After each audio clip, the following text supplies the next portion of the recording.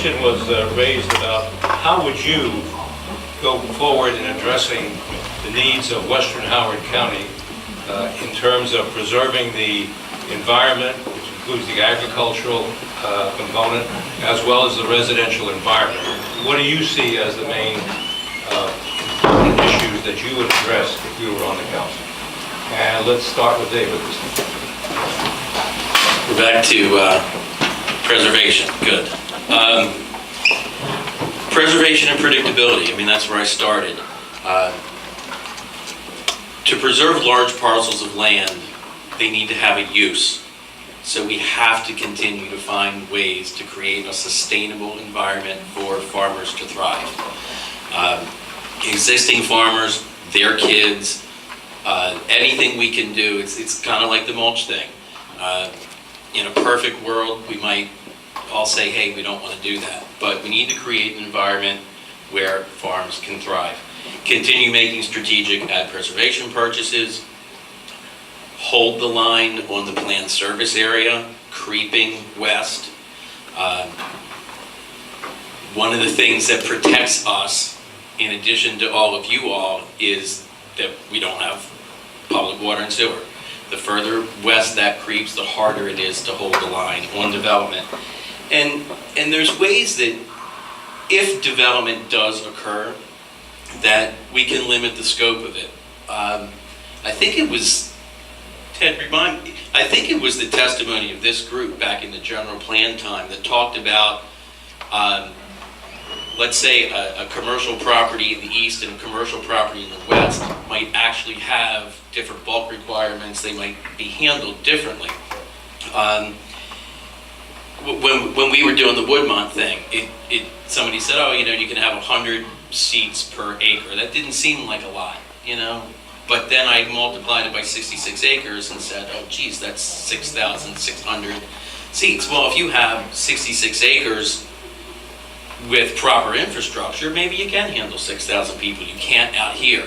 So maybe those requirements just need to be pared down. So on the stuff that we can't prevent from being approved, there's a built-in reduction for the West. So, next.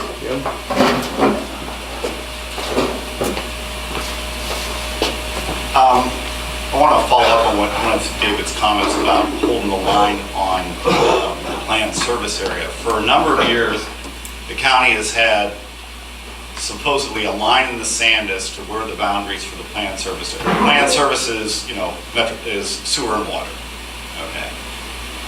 The bulk of our district is outside the public sewer and water service. There is a proposal pending before council right now by Erickson at Limestone Valley to put a 1,500, either 12 or 1,500 apartment complex on Route 108 at Shepherd Lane that is not served by sewer and water and which is currently zoned rural residential. And it's a beautiful project. It's a continuing care retirement community. If anybody knows anybody who lives in Riderwood or Charlestown, I mean, it's just a gorgeous community. But it's on the wrong side of the border. There's reasons that we draw borders and why we enforce our borders. There's a reason why we enforce our borders in the planned service community. Because what's going to happen if Erickson is approved? Oh, then the people who are on the other side of Route 108 are going to say, well, the nature of our community has now changed. Look, right over there you have 1,200 apartment units. Why don't you approve our side of the road for 500 apartment units? And this is where the creeping development has to stop. It shouldn't be one. Now, Erickson, like I said, they have a great product. They have wonderful facilities. I'm not faulting them for that. But this is the wrong project at the wrong site. Or it's the right project but at the wrong site might be a better way of saying it. We need to hold our ground. If we have a set of rules, there have to be the same set of rules for everybody. In Annapolis, Warren will attest, there's this thing called red-headed Eskimo bills. And a red-headed Eskimo bill is something that is so narrowly drawn and so specific, you know that it's only meant for one person or one particular project. When I first got involved in the Board of Appeals is because I went to a pre-submission meeting, because up here next to the Lisbon Shopping Center on Route 144, they wanted to put in, there's an 8-acre parcel that borders fronting on Old Frederick Road that borders the Lisbon Plaza. The developer wanted to put in 24 senior, an age 55 plus senior community on 8 acres that was not served by public sewer or water. And then, how could they do that in an area where we're supposed to have at least 3-acre zoning? Well, if you go through the details of the Howard County zoning regulations, there is this laundry list of what, outside the metropolitan service area, where can you have an age 55 plus community?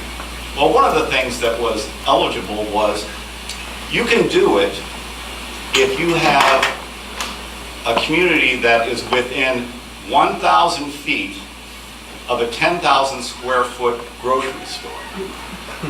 Now, how many parcels do you think in western Howard County fit that description? There were 2. One was on the one side of the Lisbon Shopping Center, and the other one was on the second side of the shopping center. That type of selective pick and choose zoning has to stop.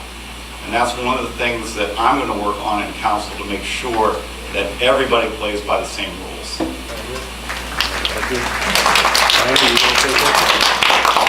This question isn't nearly as exciting as the other one. So I agree, we have to hold the line, and mainly to protect the health and safety of our wells, because how long will, if they keep pushing the line and pushing the line, how long will they take before they actually get to our wells? And how much contamination will we experience